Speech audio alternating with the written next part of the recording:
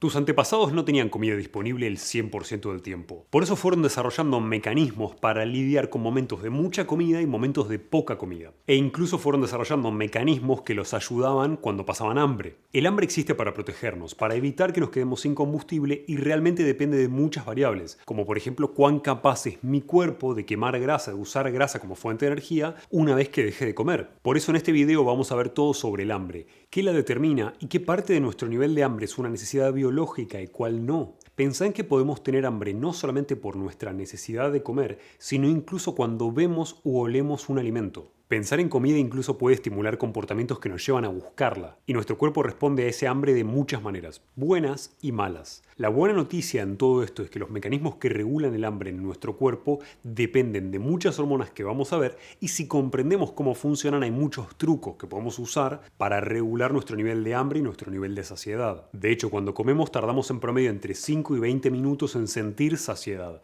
Nuestro cuerpo tarda unos minutos en registrar el estado en el que está. Y estoy tratando de crear videos que además de información te brinden consejos aplicables, esta no es la excepción. Por ende, estos minutos que tardás en sentirte saciado son claves porque nos dan el primer consejo que nos ayuda a regular el hambre. Comer en etapas. Si dividimos nuestra ingesta en platos y esperamos una buena cantidad de minutos entre un plato y otro, le permitimos a nuestro cuerpo experimentar saciedad y no comer de manera exagerada. Y por otro lado, cuando tenemos hambre podemos escuchar ruidos de nuestro sistema digestivo. De hecho, estas contracciones musculares del estómago están ligadas a la sensación de hambre. Normalmente, luego de unas horas sin comida, tu estómago comienza a contraerse para empujar la poca comida que puede haber quedado sin digerir hacia tus intestinos. Y estos ruidos que escuchas se llaman borborigmos. Es un intento de tu sistema digestivo de movilizar la poca comida que queda para poder extraer energía. Pero a las 6 a 10 horas después de tu última comida, el cuerpo se acaba en generar sus hidratos de carbono provenientes de la comida que ingerimos y libera glucagón. Cuando esto sucede y estás gastando tus reservas de hidratos de carbono, tu cuerpo libera una hormona relacionada con el hambre llamada grelina.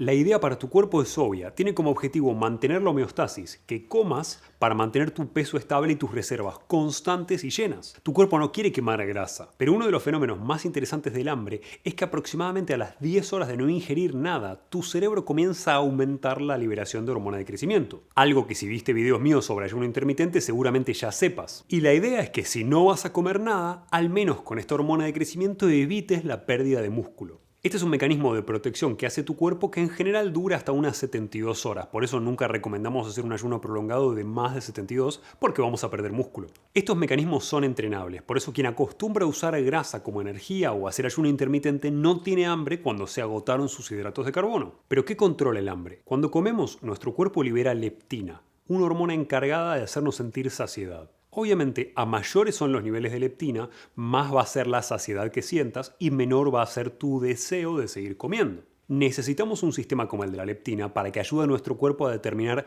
cuándo tenemos que dejar de comer para proteger a nuestro sistema digestivo del exceso. Recordá que mucho del metabolismo de los alimentos que consumimos sucede a una tasa o una velocidad fija. Podemos acelerar la digestión de proteínas en el tubo digestivo si tomamos enzimas, pero tiene un máximo.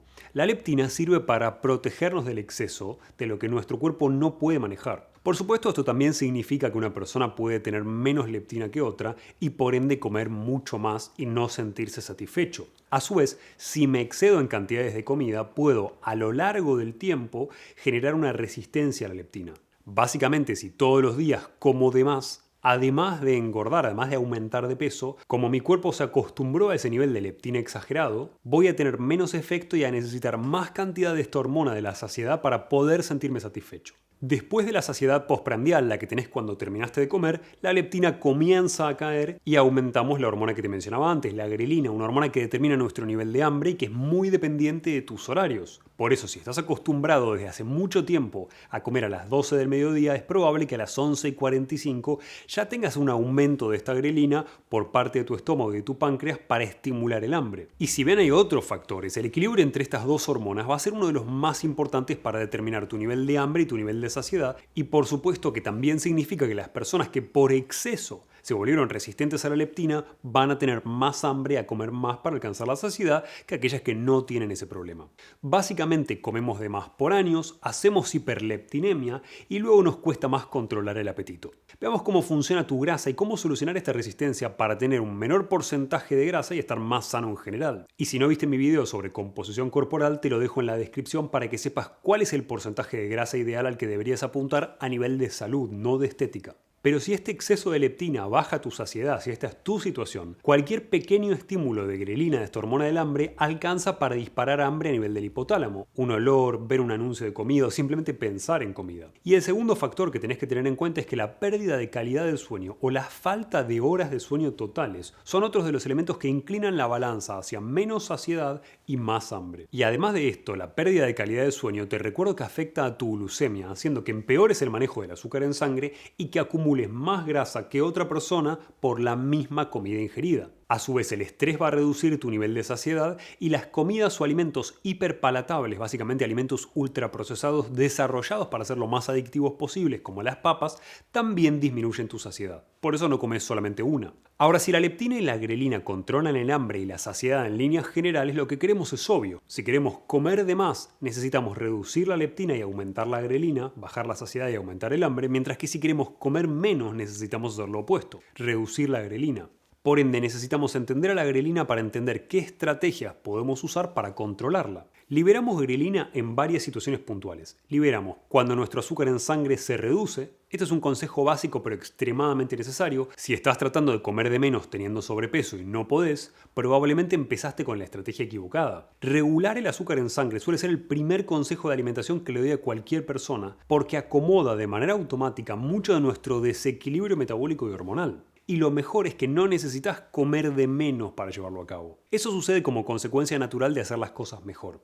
Para esto necesitamos comer alimentos de bajo o de moderado índice glucémico, que son alimentos que no varían rápidamente el azúcar en sangre, que no generan picos de azúcar y por ende nos ayudan a liberar menos insulina. Esto hace que nuestra glucemia vaya bajando mucho más lentamente y esquivemos la bajada rápida de azúcar que hace que nuestro cuerpo libere grelina y que nos haga salir corriendo a buscar comida. Este es el primer paso que debería dar cualquier persona que está tratando de bajar de peso, incluso antes de comer menos. Y cuando usamos un monitor de glucosa continua que nos permite ver en tiempo real el azúcar en sangre, vemos que la persona desesperada por ir a comer algo en realidad no tiene muy bajo el azúcar en sangre, solo es menor al que su cuerpo acostumbra. Esto es importante porque si soy diabético puedo aumentar mi grelina y tener hambre en valores mucho más altos de azúcar de lo normal, simplemente porque están un poco por debajo del valor que acostumbro manejar, pero siguen siendo superiores al que debería tener. Y este es un escenario en donde tenés que ser mucho más cuidadoso si sos diabético, pero que es muy común aún en personas con resistencia a la insulina que no han desarrollado diabetes. Y en segundo lugar, la grelina también depende de tu reloj biológico. La liberación de grelina sigue tus costumbres, lo que suele hacer tu cuerpo a cada hora del día. Se acomoda a tu reloj, básicamente. Y no hay una justificación biológica para que comas 4 comidas por día o 4 comidas y 2 colaciones. Tu cuerpo no tiene un requerimiento con respecto a tu rutina de comida ultradiana adentro del día. Ni siquiera tiene un requerimiento de muchos micronutrientes por día. Lo que importa es que en líneas generales cubramos los requerimientos nutricionales. Pero evolutivamente tus antepasados no consumían la cantidad de vitamina D que necesitamos por día según una guía nutricional. Un día no consumían nada y quizás 3 días después consumían una dosis grande de pescados ricos en vitamina D. Y con los horarios de ingesta de comidas durante el día realmente no hay una regla fija. Esto significa que si estás acostumbrado a cenar a las 20:30 y un día decidís dejar de hacerlo para llevar a cabo un ayuno intermitente, a las 20:15 vas a empezar a tener hambre. Pero es un hambre dada por una hormona y costumbres, no porque tu supervivencia esté amenazada. Vamos a ver luego cómo usar el ayuno para apretar el botón de reset sobre los horarios de hambre. Como vas a ir entendiendo, hay muchos mecanismos de control de la saciedad y el hambre. Algunos dependen de tus hormonas, algunos de los sentidos como el olfato, el gusto o el tacto, y otros de sustancias en sangre, pero todos generan su efecto gracias al sistema nervioso, a partes especiales de tu cerebro como el hipotálamo, donde actúan la mayoría de los mecanismos de regulación del hambre, o el núcleo accumbens, donde actúan sustancias como el cannabis, que se centran en modificar la palatabilidad de la comida, básicamente cuánto te gusta un alimento, y te motivan a ir a comerlo. Lo que se llama coloquialmente el bajón no afecta a los mismos sitios que regulan el hambre naturalmente en tu cerebro. Si conocemos cómo cada uno de estos mecanismos funciona en nuestro cerebro, los podemos usar a nuestro favor para controlar el hambre. Estos sistemas de regulación en tu cuerpo están pensados para tu supervivencia. Pero no comes la misma cantidad de comida que te encanta que de comida que odias. Incluso si tuvieses muchísima hambre, comerías cantidades diferentes de algo que amás que de algo que rechazás. Esto significa que existe un mecanismo de control del hambre que tiene que ver con cuánto placer me provoca comer un alimento determinado y tiene un control completamente separado que el del hambre y la saciedad.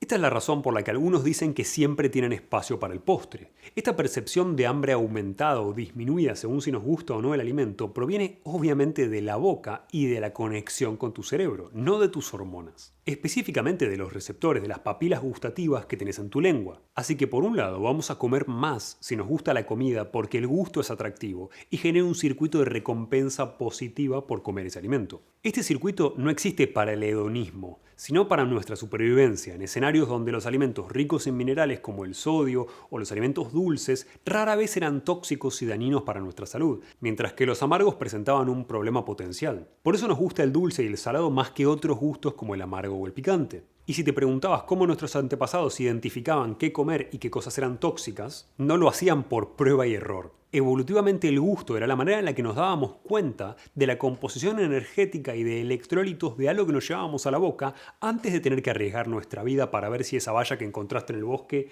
era venenosa o no. Nuestro gusto evolucionó para detectar moléculas nutricionalmente útiles en la comida, no para que disfrutemos más. Podemos aprovecharlo para las dos, pero evolucionó para nuestra supervivencia.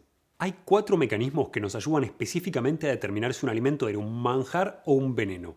La vista, como mecanismo más básico, el olfato, de hecho sabemos que hay olores que aumentan nuestro nivel de hambre en la mayoría de las personas, como el de la cocción del ajo, mientras que otros nos generan rechazo por un potencial daño a nuestra salud. El gusto, obviamente como te mencionaba antes, pero el cuarto es mucho menos predecible y es la información táctil, la que proviene de nuestros mecanorreceptores. Una cosa es sentir el gusto de un alimento en tu boca y otra cosa es sentir la consistencia y la densidad de un alimento. De hecho, si un alimento te encanta, cocido de una manera diferente, quizás hervido o al vapor, te guste mucho menos, no solamente por los cambios en tus papilas gustativas, sino por los cambios en la consistencia del alimento. A su vez, esto explica por qué el ser humano no come solamente para satisfacer una necesidad energética o nutricional. Como todas las cosas esenciales para nuestra supervivencia, tenemos muchos mecanismos que se superponen para asegurarnos que comamos. Uno de ellos es el simple hecho de buscar alimentos por el incentivo del placer que nos provoca comer. Pero como todo lo que te voy a ir mencionando en este video, existen estrategias derivadas de esta información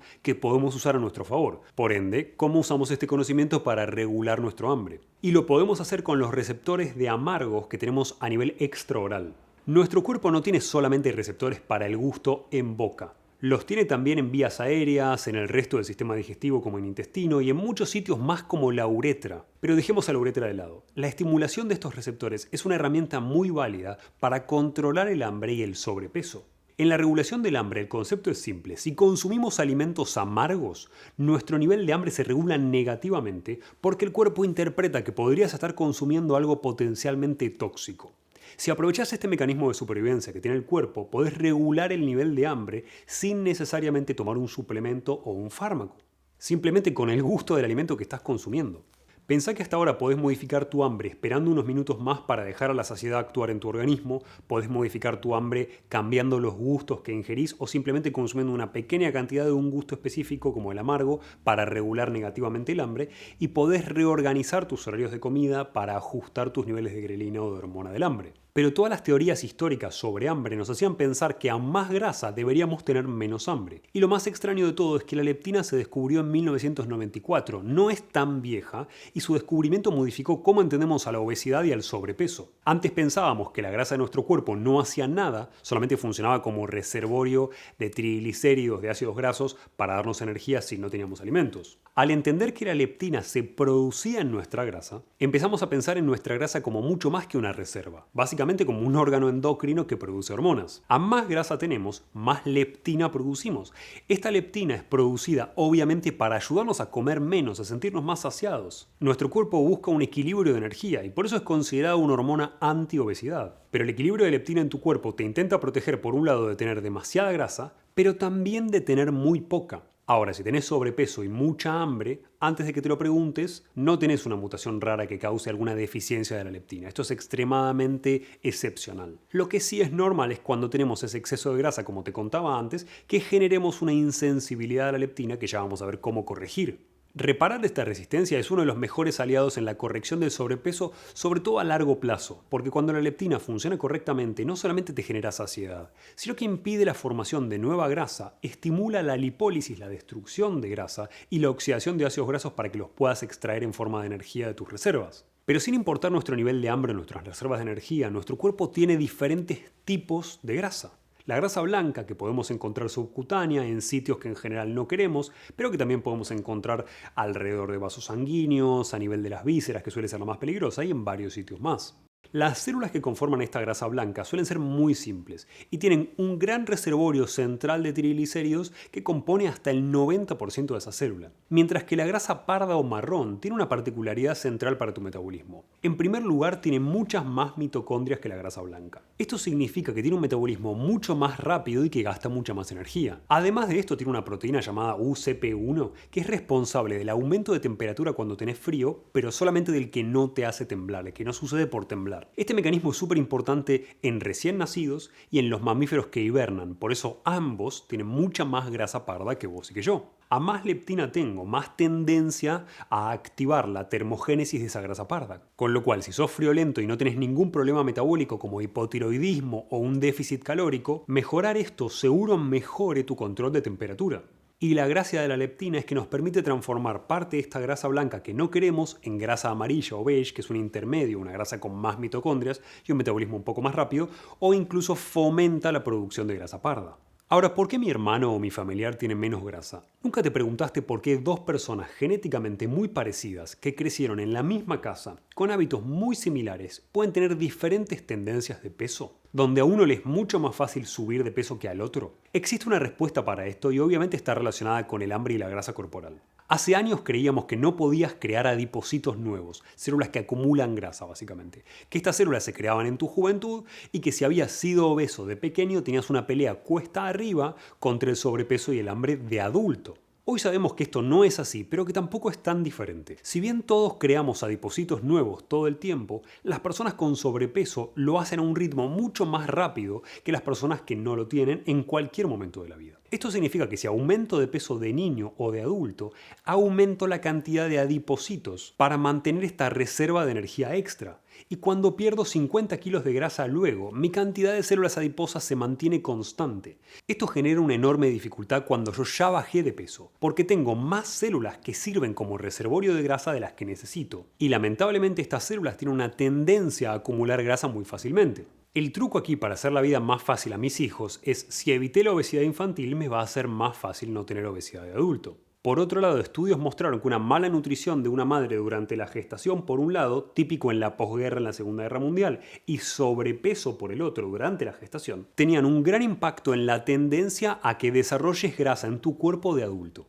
Además, el aumento de la leptina, esta hormona de la saciedad, y su resistencia está incrementada por la insulina, está incrementada por corticoides y algunos déficits nutricionales importantes disminuyen la leptina, bajan la saciedad. Aquí la justificación es obvia. Tu cuerpo busca seguir comiendo para cumplir con el requerimiento nutricional de la misma manera que sucede con las proteínas. De esto no tenemos estudios en humanos porque no sería ético privar a un humano de un nutriente para ver si afectamos o no a la leptina. Con lo cual acá el consejo obvio es, si evitamos los déficits nutricionales, satisfacemos nuestras necesidades de alimentación mucho antes y regulamos nuestra cantidad de leptina y nuestra cantidad de grelina. Podemos regular el hambre gracias a no hacer déficits nutricionales. A su vez, los niveles de leptina son elevados por la noche, aumentan antes de irme a dormir. Esto tiene que ver con protegerte del exceso de alimento por la noche, antes de que duermas, para mejorar tu calidad de sueño, mostrando una vez más que nuestro ciclo circadiano importa y que grandes comidas por la noche afectan a la calidad de sueño profundo y a la calidad de sueño REM. Con lo cual, si haces ayuno intermitente y sobre todo si haces una sola comida por día, trata de que tu comida no sea por la noche. Pero como ya te diste cuenta, la leptina y la grelina no son los únicos elementos que regulan nuestro hambre. Podemos tener hambre por el simple hecho de esperar tener hambre y podemos estar saciados simplemente por recordar lo que comimos. Este es uno de los trucos más simples que vi para regular el hambre y se basa en el funcionamiento de nuestro sistema nervioso, básicamente de nuestra memoria y de nuestras expectativas. Un estudio de 1998 mostró cómo la memoria de lo que comimos antes justifica una parte importante de nuestro hambre actual. De hecho, mostró cómo sentirnos satisfechos tiene mucho que ver con recordar lo que comiste y con considerar que lo que comiste fue suficiente o lo apropiado para la ocasión. Esto significa que podemos sentirnos satisfechos o llenos simplemente porque esperamos sentirnos así. Algo más obvio si comiste mucho, pero que también significa que tenemos hambre porque esperamos tener hambre en base al recuerdo de lo que comimos y podemos usar eso a nuestro favor. Si regulás tu hambre en base a recordar tu última comida, hacer muchas comidas por día y que sean más pequeñas va a hacer que tengas más hambre en base a tu memoria que hacer un ayuno intermitente y tener 2 comidas grandes por día.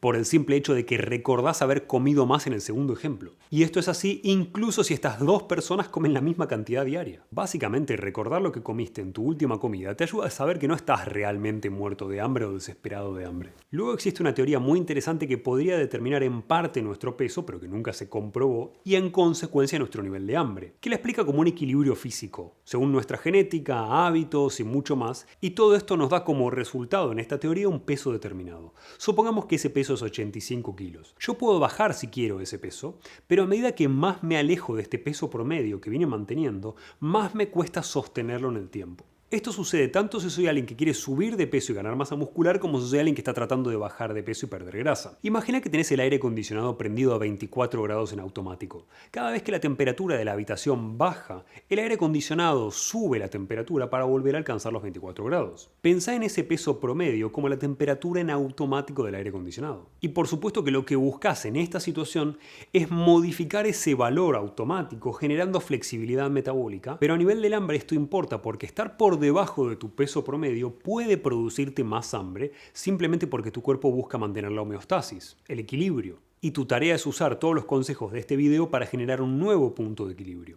Además, bacterias, hongos y parásitos en tu sistema digestivo pueden disparar hambre y deseos de alimentos en particular, que suelen ser hidratos de carbono refinados, lamentablemente. Por eso cuando muchas personas eliminan un sobrecrecimiento de cándida o parásitos o algún tipo de flora bacteriana específica, pueden regular su hambre y regular sus deseos de alimentos específicos más fácil. Y si bien en líneas generales por longevidad yo no suelo fomentar una dieta muy elevada en proteínas, aquí con respecto al hambre la evidencia está en mi contra. Tu cuerpo tiene un requerimiento de proteína que debe saciar para construir tejido y evitar la pérdida de músculo o de tejidos esenciales. Uno de los mecanismos que tiene para protegerse de este proceso es darte hambre, aumentar tu percepción de hambre hasta que hayas saciado la cuota diaria de proteínas que necesitas. Y es una de las razones por las cuales la mayoría de los alimentos que tienen un índice de saciedad elevado son provenientes de animal y ricos en proteína. El consejo acá es obvio, utiliza alimentos que tienen un mayor índice de saciedad y cumplí tu cuota de proteínas diaria para regular mucho mejor tu nivel de hambre. Y a nivel del cerebro y del sistema nervioso, algunos neurotransmisores como la serotonina o la dopamina no sirven solamente para hacerte sentir feliz o motivado. La serotonina específicamente nos ayuda a sentirnos satisfechos con lo que comimos también. Por eso, baja serotonina significa menos satisfacción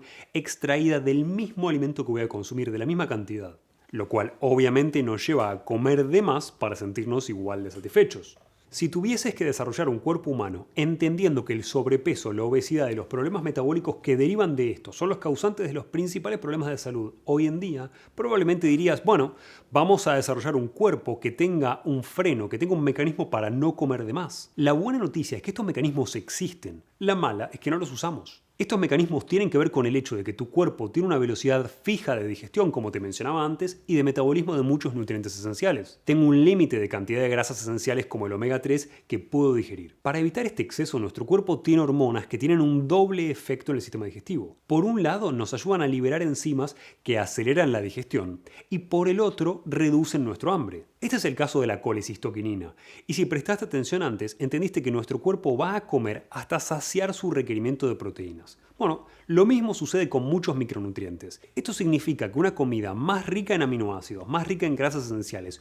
o incluso la toma de suplementos de estas sustancias me van a ayudar a reducir mi apetito simplemente porque estoy saciando la cuota de nutrientes que necesito y no me justifica comer en exceso para satisfacer esa necesidad. Esto mismo sucede con muchas necesidades biológicas que pierden su atractivo una vez que la necesidad ya está satisfecha. Otro de los mecanismos que funciona como acelerador o freno en el hambre es tu sistema nervioso. Si recordás el concepto de segundo cerebro, este básicamente se refiere a todas las conexiones que existen entre tu sistema digestivo y tu sistema nervioso. Una de las vías de comunicación más importante es el nervio vago. Y con este pasa algo muy interesante.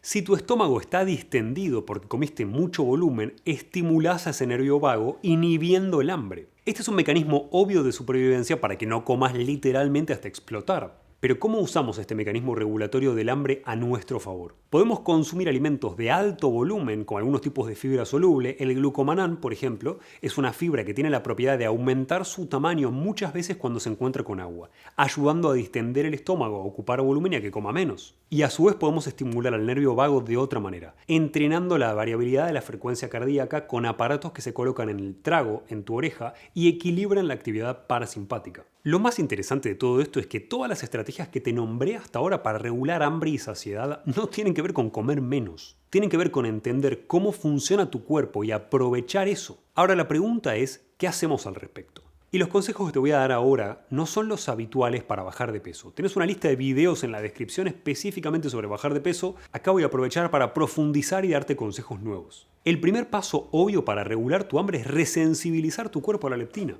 Para esto hay 2 o 3 cosas que funcionan muy bien. Podemos evitar la fructosa. La fructosa y la glucosa son 2 monosacáridos, son 2 azúcares, pero con un metabolismo completamente diferente en tu cuerpo. Puede que pienses que la fructosa proviene de la fruta y por ende es buena, pero realmente no es tan simple. Porque la enorme mayoría de la fructosa que consumimos hoy en día no viene de una fruta rica en fibra, sino de jarabe de maíz de alta fructosa. Los mecanismos que ayudan a la quema de grasa son mecanismos que nos ayudan obviamente a resensibilizar a la leptina. Por ende, evitar la fructosa es fácil si evito todos los alimentos que tengan jarabe de maíz de alta fructosa o algún reemplazante del azúcar, y en general están en el 80% de los productos industrializados. El segundo elemento que nos ayuda a resensibilizar son todos los procesos que permiten quema de grasas. En el caso de ejercicio queremos hacer algo que no nos cause un enorme estrés para el cuerpo. Esto significa que van a ser particularmente útiles los ejercicios de HIIT y de microentrenamientos, pero también va a ser útil poner al cuerpo en una zona de quema de grasas, un nivel de esfuerzo lo suficiente como para usar mucha grasa como fuente de energía, pero no lo suficientemente alto como para causar un daño en mi cuerpo difícil de reparar.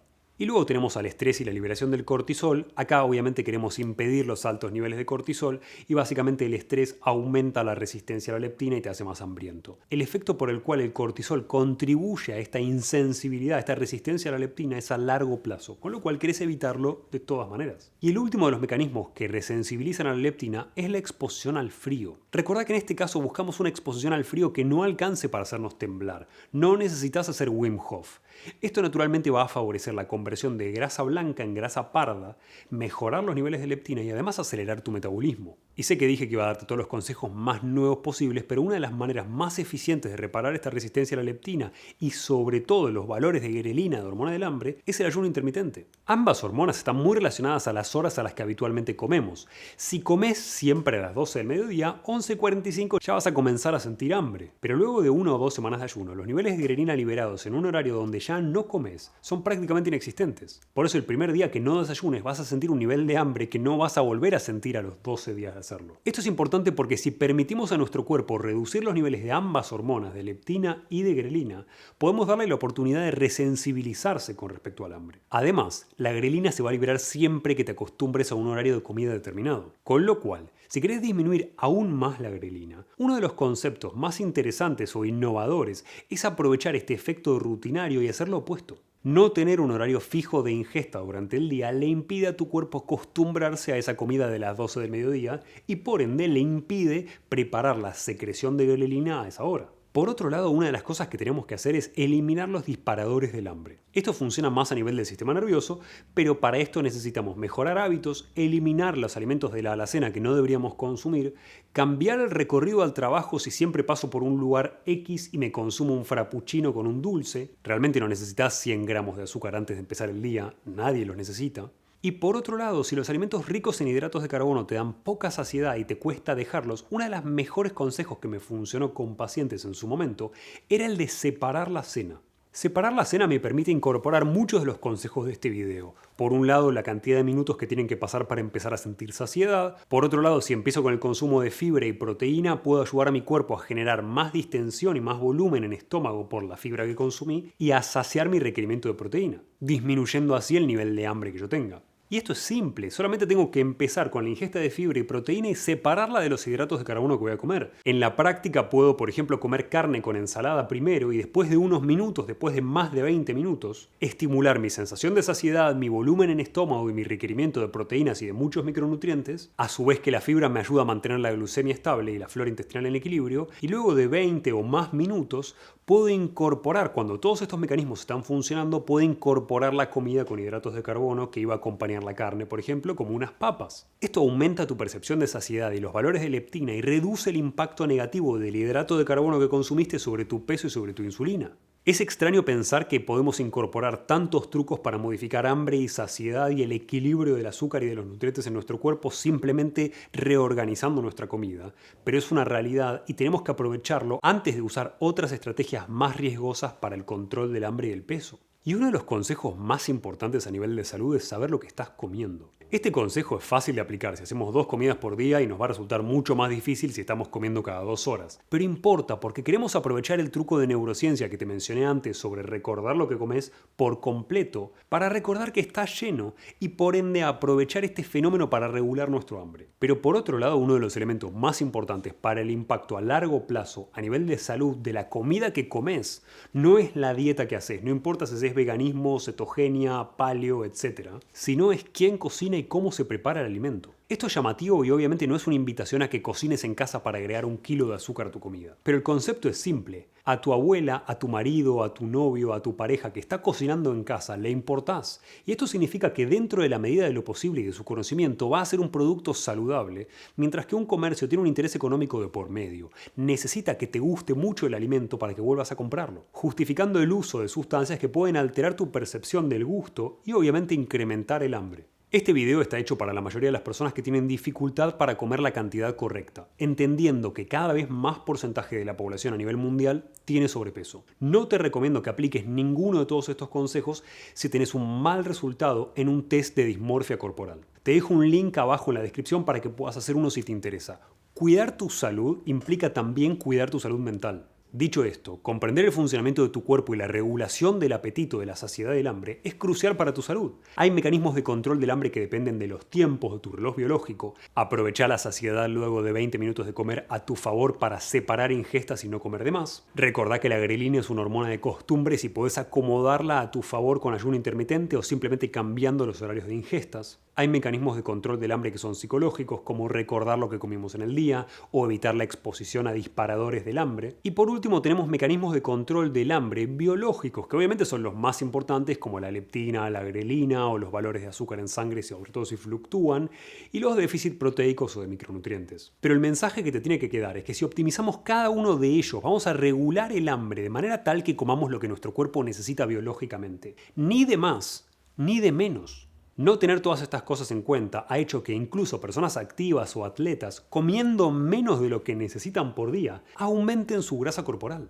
Con lo cual, las reglas no son blanco y negro y no siempre comer menos puede garantizar tu bajada de peso ni de más tu subida, algo que seguramente ya experimentaste si sos ectomorfo como yo. Con lo cual, si te interesa mejorar tu composición corporal, suscríbete al canal porque estoy preparando un video sobre cómo optimizar tu dieta y los tiempos de ingesta y ejercicio para lograr perder grasa y ganar masa muscular a la vez, organizando periodos de anabolismo y catabolismo adentro de cada día.